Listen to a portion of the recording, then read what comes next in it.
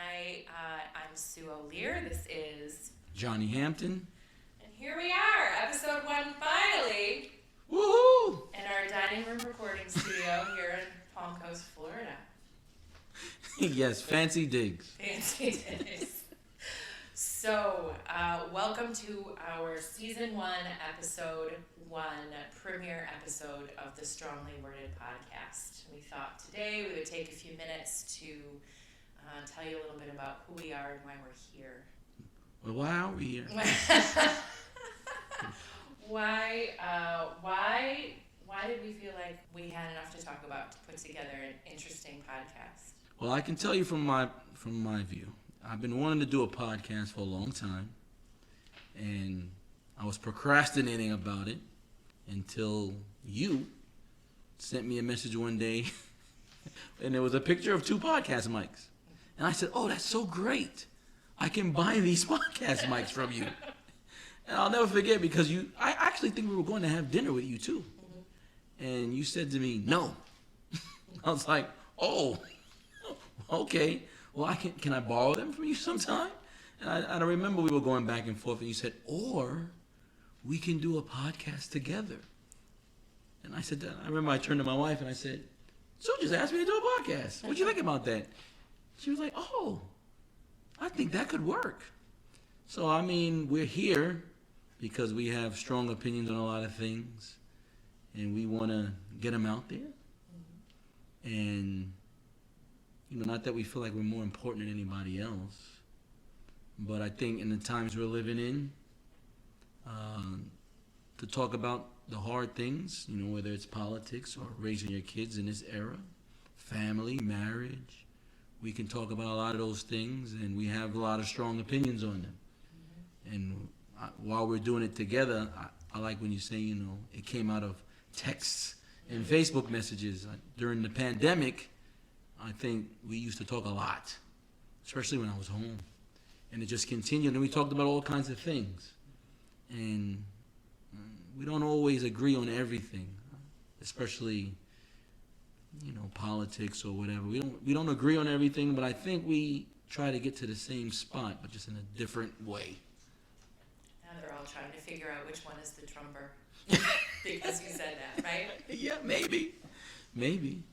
Well, that was something certainly that I actually talked about with my daughter when I was telling her that I had spoken to you about doing this, and she said, but don't you and Johnny usually agree on things? Why is that going to be interesting?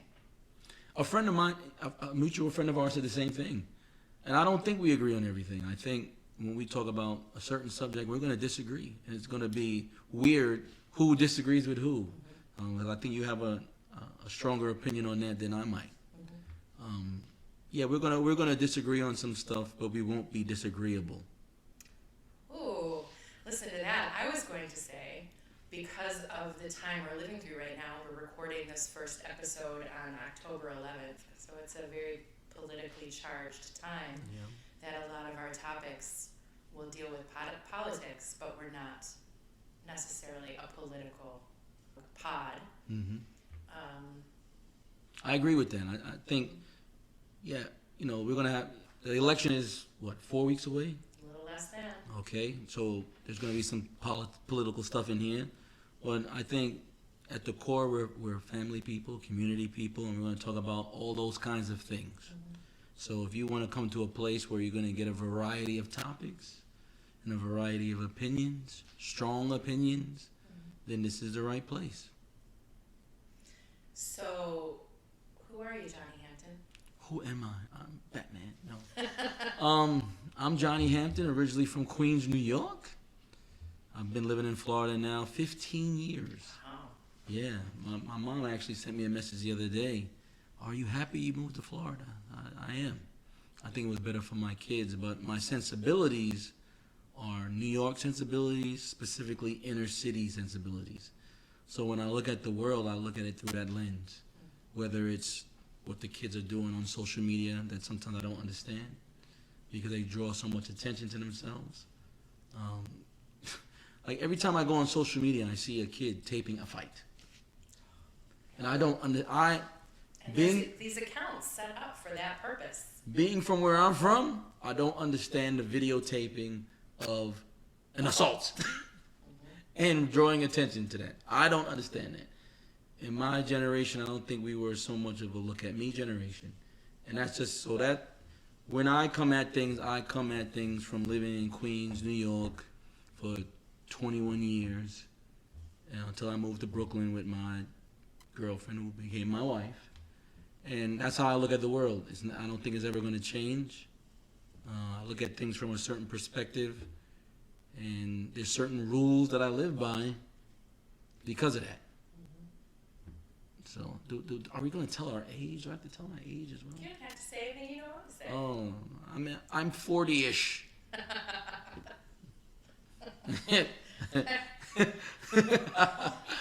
would you not tell your age? Oh, all right.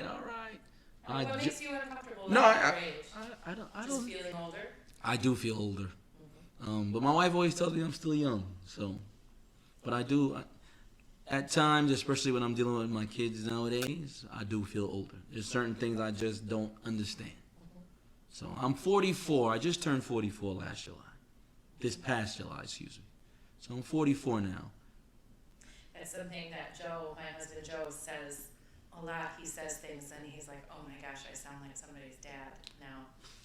Like the get off my lawn kind of. When I'm driving in the car and my son puts some music on, or he's in the shower listening to his playlist. Oh, and I say, what is this you're listening to? Like, I immediately feel like my dad. And nothing makes me feel older than listening to their music. Because there's very little that reaches me the way my music reached me when I was their age. Some of it I can listen to. Some of it I like. But like the majority of it, can't do it. Now, why are you here? Where are you from? Are we done talking about you already? That was quick. That was like 5 minutes. Oh, do we need to talk longer about me? Oh, well, I guess I need to tell you, I've been married now 19 years. I've been with my wife 22 years. The joke, I've been waiting to say this for a long time. I tell everybody, I've been with you half my life. I can't go anywhere now. It would be like throwing my life away. And I have 2 children. My eldest child is 22, and my youngest, my son, he will be 13 in about a month, and he is becoming challenging to me. Not because he's a bad kid. Me and my dad had a very good relationship, and I kind of want that for me and him. Did you have a really good relationship when you were 13? Oh, from jump. Yeah? Yeah, my dad was a good dad. But I think what helped my dad was he had me when he was 18. So when I was 13, he was only 31 years old. He was still a relatively young man. He was in his athletic prime, still listened to the same music I did. Like, I remember coming home and him listening to Snoop Doggy Dogg cleaning the house. Like, this is the newest rapper. He's listening to him because he's still young. Right. Whereas now I'm 31 years older than Anthony. So, yeah. That's the thing that, for me, I think about a lot. I just want us to have a close relationship. I want him to be able to talk to me about things. I don't want him to talk about things with these knuckleheads at school who know just as much as he does. But he might think they know more. Like, I had a conversation with him about something just the other day, and I said, hey, listen, I know your friends are going to tell you something, but I'm 44. I know a little bit more than them, even about this. So you should probably listen to me. He doesn't like that very much. I think he views me, right now, he might view me as an old man. He might tell you something different if he was here. But I think he views me as an old man right now. I think a couple of years he might come back around. I'm sure he will. Yeah. I'm sure he will. But he loves his mother. He's a mama's boy. It's okay. He loves his mother. Says the woman whose son is in the other room. Yeah, y'all love that. I don't know what it is about mothers and sons, but it's powerful. Yeah, it really is. I could tell with him. Just last night, we had a little thing at the house where my wife opened the refrigerator. She realized somebody had eaten her cherry yogurt. And she turned to me with malice and said to me, Johnny, did you eat my cherry yogurt? To which I replied, I don't even like cherries, by the way. Babe, I don't eat cherry yogurt. She asked her son, baby boy, Anthony, did you eat my cherry yogurt? Maybe. So then he admitted he ate the yogurt, and he didn't really... Suffered no consequences. I mean, she joked a little bit about it, but had it been me, I may have had to replace the yogurt. Sounds about right. Never mind the fact that he was just ready to let me take the fall from him. He did not openly admit that he ate the yogurt. Kids, man. Yeah. Mm-hmm. So now we've talked enough about me. Okay. All right. Okay. I am originally from Flint, Michigan. I lived there till I was 18 years old, and ended up going the first 2 years of school, leaving and going to Chicago to an acting conservatory at DePaul University. Which I just found out. Just now, this minute? Yes. You're this many years old when you found out? Yes. Yep, that's where I started. I spent 2 years at the theater school at DePaul, and then I took a year off and stayed there, my gap year. I don't think they called it that then. I think they called it, my parents really hoped I went back to college in a year. They made me an offer I couldn't refuse and said, okay, we'll give you this year, and you're working, and we'll help you out, but if you're not back in school somewhere next year, you're on your own. Which was legit, but I was making a change. I was realizing I didn't want to work. I didn't want to be an actor. Mm-hmm. And I didn't know what else I was good at or interested in or anything like that. So that year was, I packed a lot into that year off. Kind of having your bills paid and only having to make your spend money must in be Chicago was pretty awesome. Must be nice. It was pretty awesome. So I was a nanny of 2 beautiful boys by day and a bartender in a really kind of chic bistro in Lincoln Park by night. And it was fabulous. It was a great year. And See, that's interesting because my parents, I had to go to college straight after. Mm-hmm. They didn't. Gap year, what is that? Mm-hmm. Like, what is that? Yeah, we didn't call it that, and I don't know what their conversations were like at home. Yeah, 4 years. I went. It took me 5, mm-hmm. But then in the interim, I had a kid. But yeah, that is interesting. Yeah. To have, I always to have that luxury. That's good. Yeah. Sorry, we don't know about that from. we don't know about that. Well, yeah. I don't know how many people from Flint had that luxury. Either, Very lucky.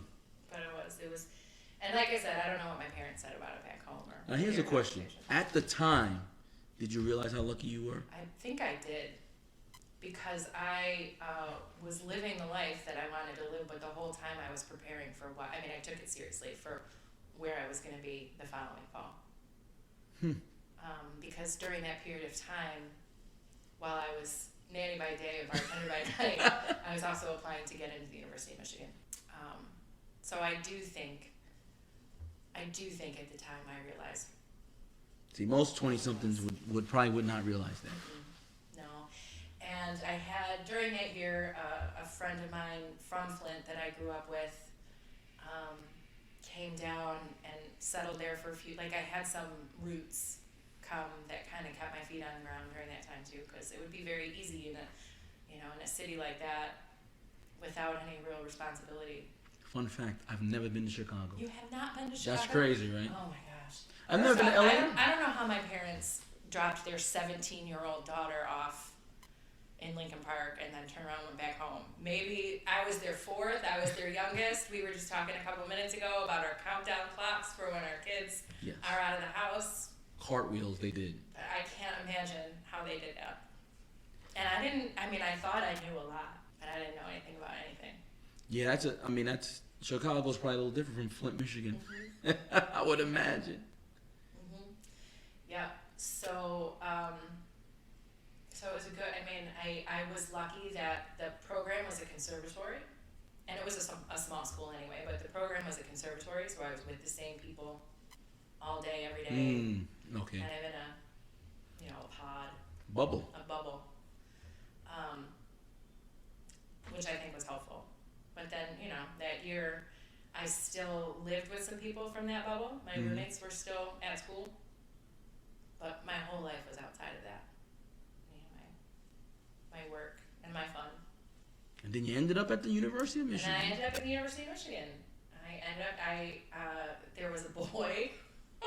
Huh? There was a boy from high school that came down during that gap year. You followed a boy? No, I didn't follow him. Let's just make this clear. I wish America could see your eyes when you said that to me just now. Like, follow him. You have some nerve. I didn't follow him, but he made some suggestions. And they were good suggestions. I mean, it wasn't a bad place to follow somebody, too. And we didn't stay together. I mean, we weren't together by the time I got there, but I continued with the process. And it was good. It was a really good move. The month that I spent at home, my lease was up on my Chicago apartment in June, and I didn't start school until August. So that period of time at home was horrible for all of us because I came home thinking I knew it all. Yeah, you've been independent so long, and that independent is relative. Yes, because we talk about that. My wife and I always talk about that with Tiara. Tiara is my eldest child, and we always talk about when Tiara comes home how the dynamics are so different. Tiara's out there in Tampa, living the best life, or just trying to do the adulting thing. I won't say best life because it's a struggle when you're that young. And there's different rules. No curfew, no checking in, none of that. Do what I want, sleep with who I want, have whoever I want in my home. And it's different when you come home and now because I don't care how old you get, when you come to your parents' house, you gotta follow their rules. You could be 45 years old, and if your mom tells you gotta take off your shoes when you get up from the door, you gotta do that. Yeah. That's just what it is. And so I can understand how you, having been in Chicago for all that time, would come home and say, this is for the bird. Like, what is Dad talking about? I'm gonna go where I wanna go. Yeah. Yeah. Yep. And I think I was her and my mom. I remember her dropping me off a few days early where I was going to be living with another old high school friend in Ann Arbor, and it wasn't warm and fuzzy. It was prepared quickly, but yeah, it was good that I had a place to go and Yeah, you probably needed that. That happens with daughters and moms sometimes, not all the time, sometimes. Yeah, I'm sure. So I I graduated from Michigan in '96 and stayed in Ann Arbor. I ended up living there for several years after graduation. It's just a neat town. Got there, stayed there long enough to feel like I was a local and could be annoyed when the students came to town and happy when I left. There's a little town right outside Ann Arbor called Ypsilanti, and that's really where I lived, even though I worked and socialized in Ann Arbor. I can see you met now. my husband there. I can see you now. Parents' weekend? Oh. I know. Seriously, well, and I was working in restaurants. So I worked in a kind of relatively upscale seafood restaurant on Main Street where the coaches had their recruiting dinners. Oh, wow. And the parents came in, for all of the weekends, whatever. Yep. Yeah. So I always tell my wife that you're always meant to be where you're meant to be. Like you went all that whole journey, went to Chicago, took the gap year, went to Michigan, and then you found your husband here. Mm-hmm. If you don't do all those things, you don't find your husband, and you have this life you have now. Yeah. When I met him, I was in the very early stages of applying to join the Peace Corps. What? I was. Wow. Yeah. And then you were like, oh, I don't think I can travel the world because I've fallen in love. That's it. Wow. That's it. Yep. Yeah. So we apparently met a couple of times before it stuck. We had a mutual friend. And, we're kind of at the same party or whatever a couple of times without really remembering each other. But then one day in June, I had a cough, cold, whatever. I was laying on the couch with this mutual friend and their roommates, and we were watching hockey, right? Because, you know, the playoffs and the Stanley Cup yeah, playoffs. and we were big Red Wing fans, and we were winning at the time. And this mutual friend came in with Joe, and that was kind of it. This time it stuck. We all of a sudden I didn't feel so sick anymore. I kind of sat up, paid attention, but he was there. I didn't know it until quite a bit later, but he was there that night to meet up with another girl. I don't know what happened to that other girl. We never ran into her. That's so crazy. Yeah. So now I feel like I should tell the story of me and my wife now. I think you should. It's a good one. It's yeah, she loves this story. You know, when I met my wife, I was going to school, and I had a baby on the way. America, we won't talk too much about that right this second. But I was not with the person. Yeah, we'll put a pin in that one for a later discussion, a later podcast. But I was having a child with a woman I was no longer with, and I met my wife at work. Now I did not pay any attention to her because at the time, America's going to think the worst of me right now. No, But they're not. at the time, even though I was having a baby with someone else, I was kind of dating my high school sweetheart. It was a weird time. So apparently when I met my wife, she liked me early on, but I didn't know. And I guess I didn't know because I wasn't paying attention. She says that all the time. You don't pay attention if someone's flirting with you. Maybe it was the fact that I was going to school, having a baby, trying to balance all this stuff. So when I met her, it was like the fall of '97. And I didn't pay much attention to her. We had mutual friends at work. And then that next year, 1998, my daughter was about to be born. Our daughter, I say, which is another discussion for another day. Maybe we'll pin that one too. And I remember one day she came up to me because we had, like I said, we had a group of friends and we would talk. And the discussion of the last week or so was me having a baby on the way and a girl that I'm dating not being cool with it, which is normal. Understandable, but from my standpoint, I was going to be all about my child that was about to be born, and if you couldn't get on board with that, then I can't be with you. And we were kind of talking through those things. And I'll never forget, I worked at a place, it was called, I don't know what they called it when we merged, but it was a place where you go in Queens and you can pay your real estate bill and you could pay your parking violation. They merged them. I started working at the real estate tax collector when I was about a junior in college. My best friend, I was working at Model Sporting Goods, which I think no longer exists now in New York City. R.I.P. Models. If you're from Queens, if you're from New York, you know this store. It's a sporting goods store, kind of like Dick's and those kind of things. And I'll never forget, my best friend's dad came in there. He said, "Are you ready to get out of here?" I was like, "What do you mean?" He said, "I got a job for you. You know, you can do something more towards your field," because I was an accountant. So he got me this job. I was at the real estate tax collector, and they merged with parking violations in Queens. So anyway, Ebony comes up to me while I'm sitting in the window with a mutual friend of ours. And she says to me, "Have you and your girlfriend decided what you're going to do about your relationship?" And I said, I can hear that in her voice. "Yes." And I said, "No, we have not made any decisions." And she said to me in front of all of our coworkers, every window was filled, and she did not say it quietly.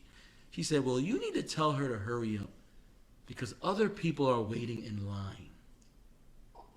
And walked away. Now, mind you, I had no idea at the time she even looked at me that way. And I remember I turned to our friend and I said, "Is she serious?" And he's cracking up. He's like, "Yes, she's serious." Apparently, he had gotten so tired of her talking about me that he told her if she didn't tell me she liked me, he would. because we had gotten to be very good friends, me and him. And shout out to Okito. He's responsible for everything. And she walked away, and I'll never forget, I remember telling her afterwards, and a coworker of ours saying, "It's about time she told you." Like, I was literally clueless. I didn't know anything. I remember telling her, I got a lot going on right now. I don't really think I should be, getting into another relationship, but here's my beeper number. That shows you how old I am. If you ever want to talk, just beep me. And she basically beeps me every night after I got out of class. And she always said, "Well, you didn't have to call me back." But anybody who knows me, I call everybody back. And we would talk almost every night. And then, now here we are 22 years later. That is a way more beautiful story than I was watching hockey and he walked in and he was there to meet another girl and we went to a bar and had a few drinks, and the next thing I know he's putting his hand in my back pocket saying, "Are you picking up what I'm putting down?" And I did. Like, Joe is basically the one night stand that didn't end. Yeah, well, it was supposed to just be a hookup, and but we have to tell people what's interesting about when I met Joe and when you met Ebony. Yes, we started dating on the exact same date. Of the exact same year. That is insane. Whenever you put when that comes up on your Facebook, it is always like, that is so crazy. Yeah. Yeah. Now we decided we were dating in totally different ways because you guys have this beautiful story of how you met and it's drawn out. Joe and I were hooking up. At one point, the girl that I was with, I leaned over to her when we were leaving the bar, Connor O'Neill's on Main Street in Ann Arbor. And I said to my friend, "He's cute, right? Like, because you were drunk. How bad am I gonna regret this tomorrow? He's cute, right?" She said, "Yeah, he's cute." I said, "Okay." And you didn't. That's so funny because you just never know. You never know. For many, my wife Ebony was the first person who ever told me, like the first girl who took the initiative. Woman, she was a woman then, and I kind of liked that. Little did I know that initiative would never end. But no, and I never saw it coming. Like when people say like you'll find love when you're not looking for it, that is really the truth, because that's what happened to me. And it's what happened to you. That's what happened. You were just watching hockey. I was. Trying to watch the Red Wings. Just trying to watch the and Red got a Wings. husband out of it. Yep. That's right. I often wonder what happened to that other girl. Like, what is she doing right now? What would have happened if she would have shown up? She was never going to show up because it wasn't meant for her to show up. That's right. See, that's how I feel about things. Like, she was never going to show up. Like, whatever happened that day was meant for to happen, and she went down whatever road. It's just like, I tell my best friend's father, shout out Mr. Hadley.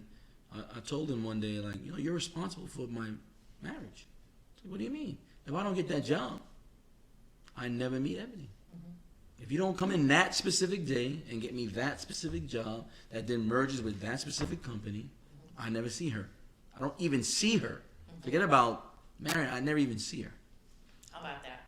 Everything happens on its own timing. I'm a believer of that. Yep, so Joe and I got married in 2000, September 9th, 2000. Moved back to Flint. That's where we had our 2 kids. They were both born in Flint. And the economy was tanking in 2007, 2008. And Joe, it happened Michigan was a little ahead of the curve. When all that happened. Because of the car industry. Right, and Joe was wrapped up in it. He worked in automotive logistics and was kind of downsized a couple times. And Joe came home from work one day, I can't remember what month, January, February? And I was home, I was a stay-at-home mom at the time. And I was vacuuming. And that morning, I'm a coffee drinker. I drink 1 cup of coffee every morning. It's my favorite. And that morning, I was trying to drink it, and it didn't taste right. It didn't taste good to me. I'm vacuuming, and Joe comes home, comes in the back door, and I don't hear him, and I turn around, and I scream, he startles me. He's home because he lost his job.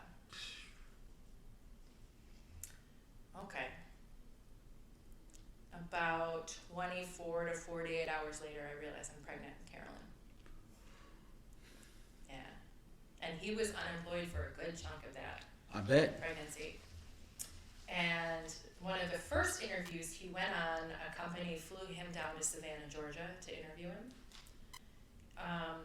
And he didn't get that job, but they really liked each other, the company and Joe. And so Joe would follow up with them every month or 5 or 6 weeks just to see. And one day, there was never the right anything. But one day they called him or he called them. I don't remember how that happened, but they said, we've got something. It's not exactly what you want to do. It's not where you want to do it. And it's not going to pay you what you're looking for. So in other words, a perfect opportunity. Yeah, but a perfect opportunity came up. They said, but we'll move you there. And that was probably July of that month. July of 2007? 2008? July of 2008. He moved down to Wilson, North Carolina, a month ahead of me and the kids, and got us set up. Lived in a hotel for a little while. Found a place for us to move into, and we left Flint, Michigan at that point, and it was again perfect timing because we were losing our house. We'd gone through the savings and just everything, and it was ahead of the curve. We got a couple offers for a short sale type sale, but the bank was not yet accepting them. Now that house stood empty for a couple years and eventually sold for pennies. I mean, they should have taken one of the offers we brought them, but didn't. So that was a bad time for everyone. It was a bad time. I remember we were already down here when that was happening, and my wife worked for a construction company. Ed worked for a construction company, and I want to say she had just had Anthony. It was, I can't remember if it was 08 or 09. So I can't remember the year, but I know Anthony was already born. And she called me once. I was working at a shipyard. I was a controller at a shipyard, and she called me, and they had laid her off. And it was, I take things in stride, but it was nerve-wracking. Because we were both making pretty decent money for Floridians, and Tiara was middle school. We had a toddler, and I remember at first I was shocked, but then I kind of looked at it as an opportunity because my wife was not fulfilled in her career. Me, on the other hand, I always knew I wanted to be an accountant. I was a numbers guy from the beginning. I was always cool. Can you do percentages in your head? Some people think it's challenging. And I remember saying to her, because thankfully our president at the time had extended unemployment benefits, so she had 18 months to really decide, hey, what are we going to do? Because there really were not a lot of jobs. There just weren't. And I remember saying to her, well, you love to cook. Maybe you should go to culinary school. And she's like, well, I can't go to a culinary school. It's too expensive. But then she found a local school that can give you a culinary degree, 2 years, associates. And the original plan was she was going to start her own catering company, but then the laws down here didn't allow that. But she ended up becoming a chef, and now she's a boss at a fancy golf resort. And she really learned a lot in school. She was actually in the local paper. Didn't know that. It's on our, I think. Oh, it's probably because we used to have it on our wall. It might still be there. She came in second, and we got to. It was like the Rolex 24 dinner at Daytona. They did a contest. She came in second. We got to ride in a car around the track. Oh, cool. Yeah, it was. Yeah, it was pretty cool. It was. Wow. It was pretty cool. And now she's a full chef. Yeah. And Future food truck owner. I hope so. I think it's so difficult to get a loan and do all those kind of things, and I know she wants to do it, and she's been wanting to for a long time, and I hope so. You know, that's what I don't like. I won't speak for my wife a lot in this podcast. She does not like me to speak for her. I want to get her on one day though. Yes. So we'll see about that. But yeah, that economic downturn, that collapse affected everyone. It did. It really did. And it took a toll on a lot of things. I mean, Joe and I had high highs and low lows, and that first probably year, 2 years in North Carolina was a low because, you know, we had these 2 kids, this little baby, no family around. I pouted for a year, not wanting to make a friend, or these crazy North Carolinians, like, and there'd be a threat of a flake of snow and everything would shut down, and it was, I mean, it was very, very different. I did not make that transition all that easy for us. But it turned around. We ended up having a little over 9 good years overall in North Carolina. I owned a business there. I worked in fitness and owned a little boutique group fitness studio, and won my own award. I was voted Wilson, North Carolina's favorite fitness professional. Oh, really? I was. And then, let's see, we've been here in Florida 3 years, which is another story how we got here. I won't depress you with 2 sob stories in the same podcast. We'll see. We'll put a pin in that one. I'm sure it'll come up. Yeah, we got to Florida. We decided to move to Florida after some family things happened. I got to get clearance from my wife to talk about those things, though. Yeah. So maybe when we get her on, we'll talk about them. But we decided to make the move. We never thought we would own a home.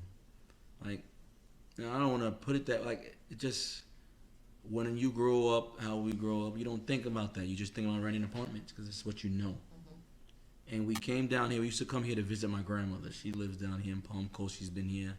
Her and my grandfather moved in 1989. He's passed away now, but she's still here. We used to come and visit. And we came one year to visit, and we just toured some model homes.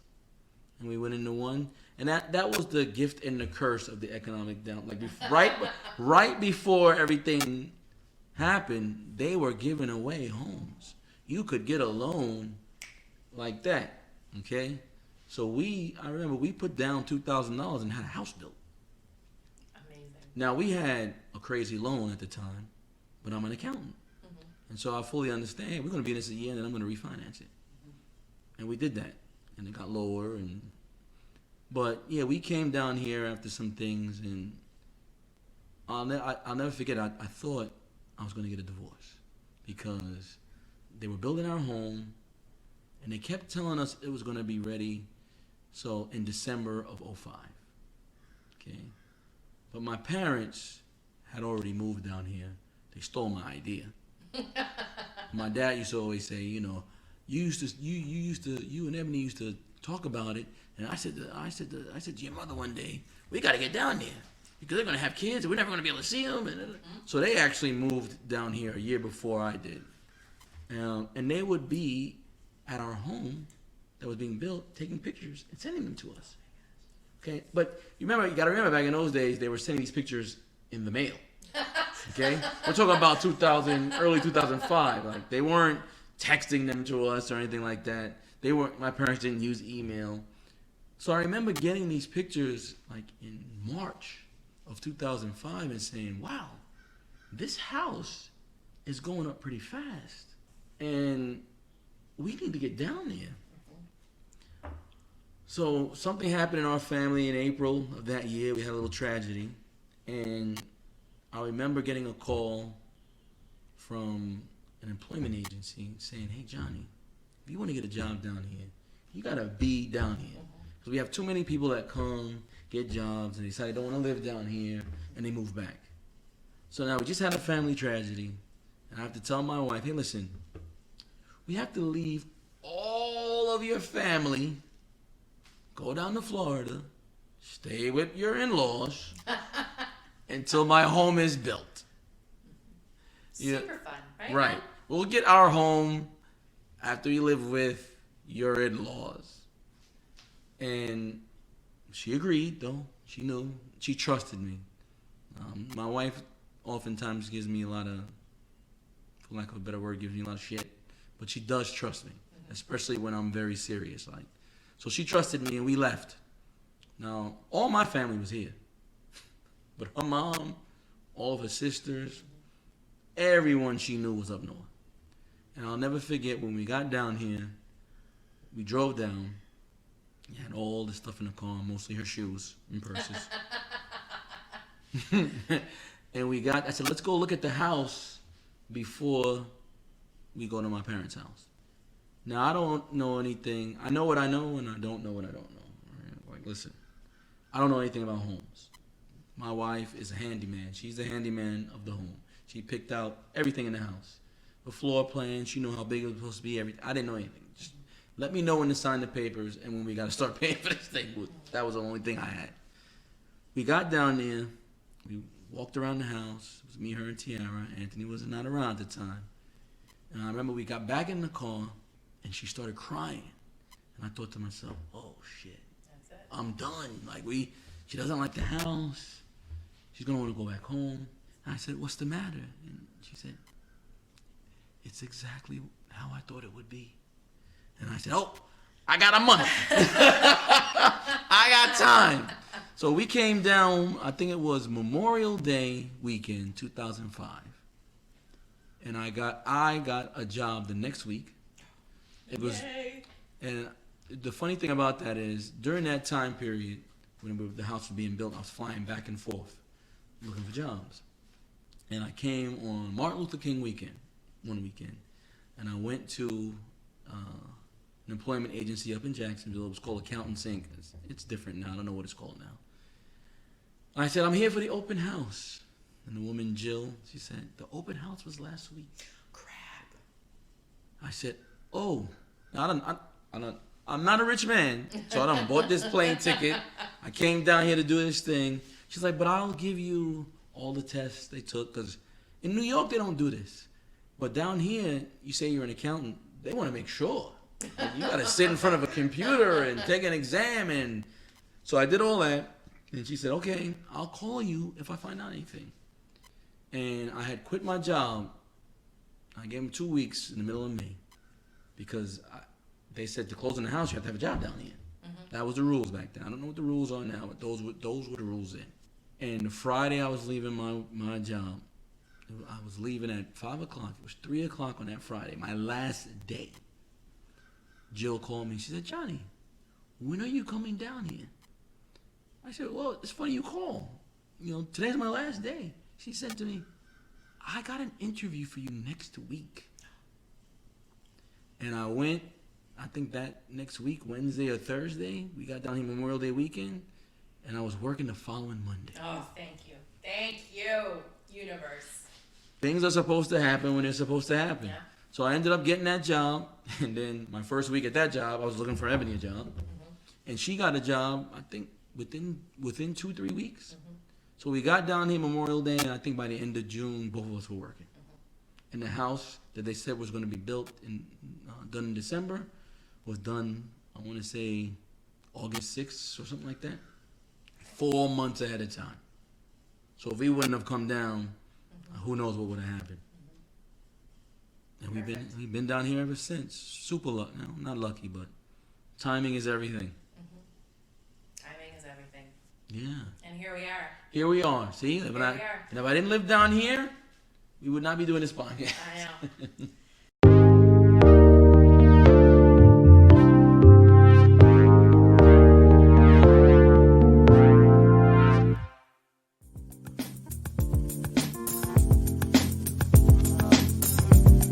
The Strongly Worded Podcast is brought to you by the good folks at the Flagler County Basketball Program.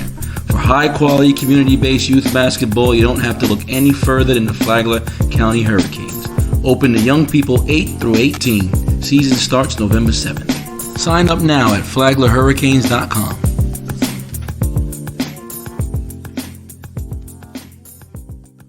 So, I want to pivot just a minute and I think that we should let our listeners know how we met and how we happen to be sitting at this table together.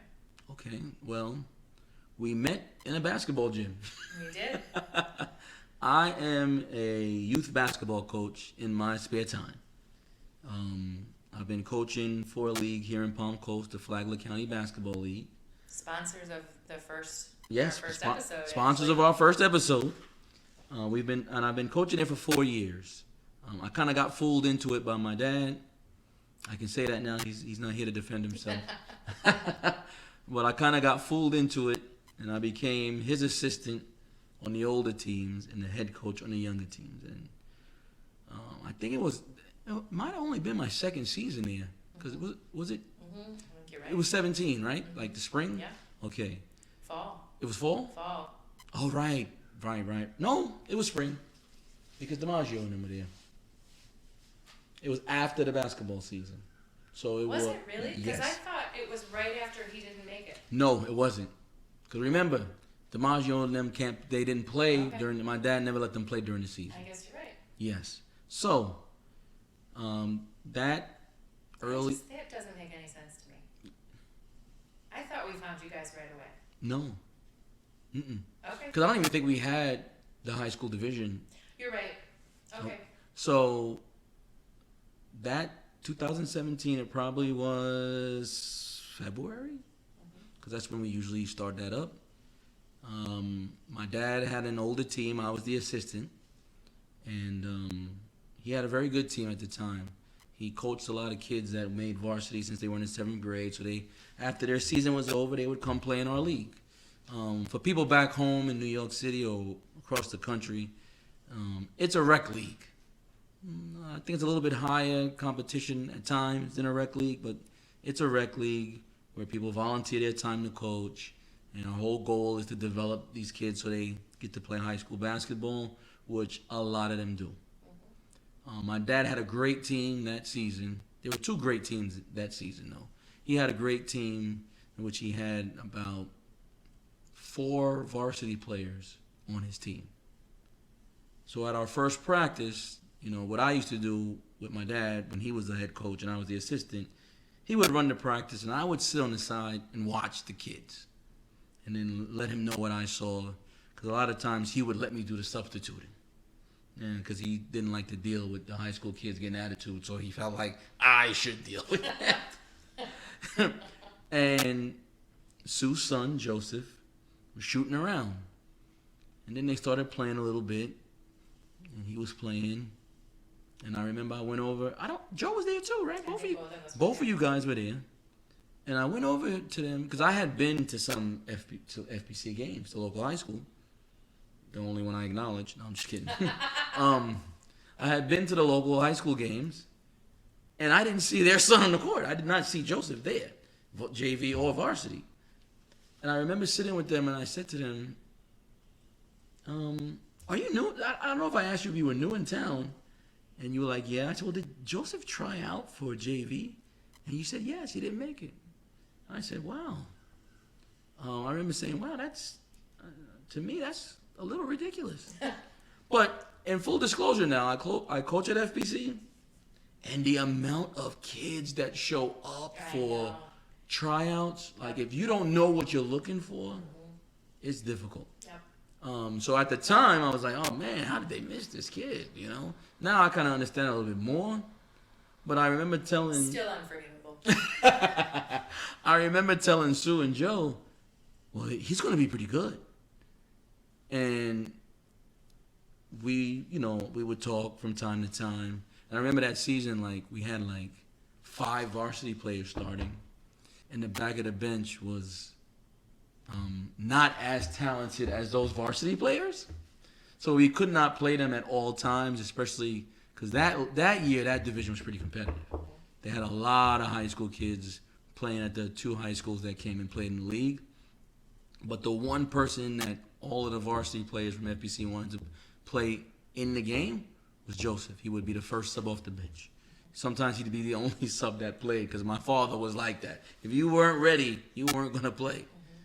And from time to time, Sue, if you know her, she doesn't really bite her tongue. If she sees something, she's going to say something. I think that slogan was made for her.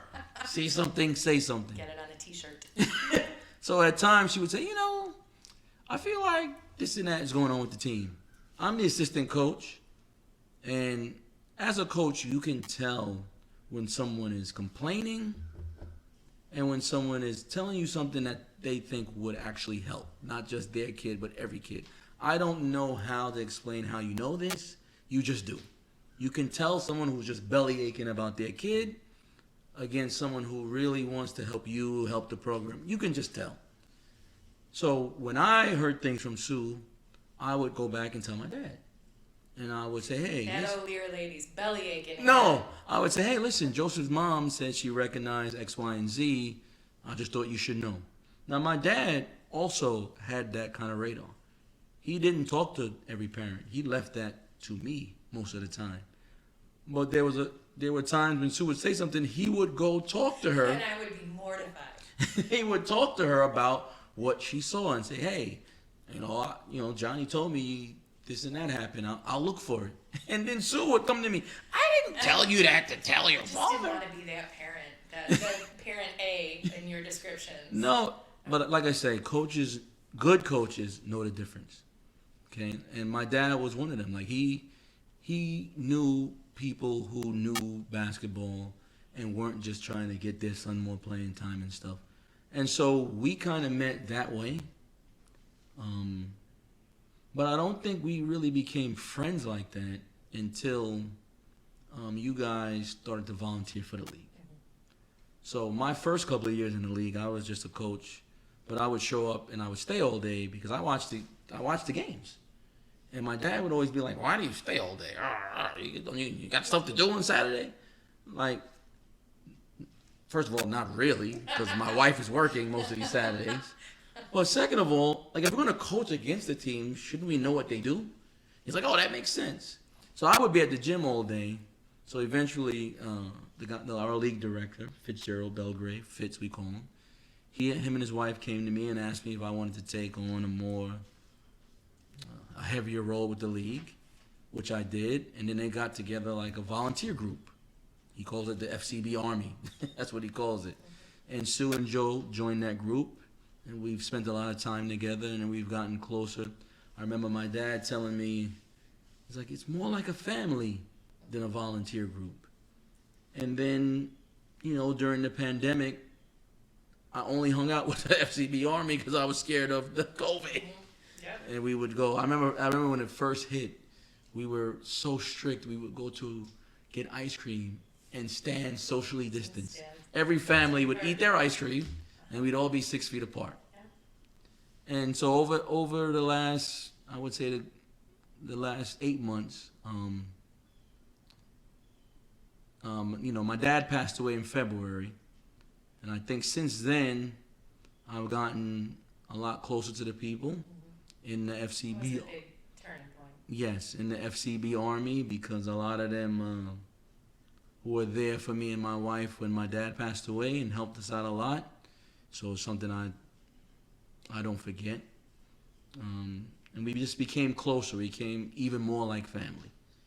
And so when I got laid off during the pandemic, I didn't have anything to do but watch CNN and message people on Facebook and make sure my son did his virtual work. So we would talk in the group chat, and then there would be some things, whether it is basketball or political, that Sue might hit me on the side and say, what do you think about this? And we would talk about those things. And I remember one of the things we talked about was systemic racism. And I sent you it was like a billion messages describing all the things I had to do. If you've been to our website, stronglywordedpod.com. Yeah. Stronglywordedpod.com, you will see pictures of us, and you will see that I am a black man. So systemic racism is in my wheelhouse.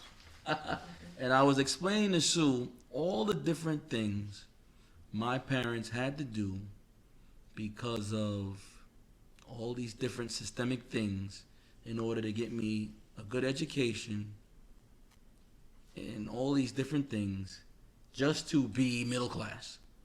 Not to be rich, just to get from lower class to middle class. And I was explaining that to her. And she said to me, man, you tell a great story. She said, yeah, she said, man, you tell a great story. And I said, I've often thought about doing a podcast. She said, oh, you should do it. But I've always been, like my wife will tell you, I got all these different things, and she said, you never follow through on them. And so when you sent me that message, I was like, well, wow, this is crazy. Maybe we should follow through on this. So I'm glad to be here. And that's how we met and how we, How we came to sit right here. And our kids are close. And, I've coached her son a bunch. Soon to coach her daughter, which I'm really excited about. And I think, based on how things are now for me, I think we'll be friends probably forever. So. And not just because we're forming an LLC. Yes, right, exactly. The Strongly Worded podcast is written and produced by Johnny Hampton and Sue O'Lear. Music production and vocals by Marshall Max LaMont Hamilton, and cover art by Samantha Shakes.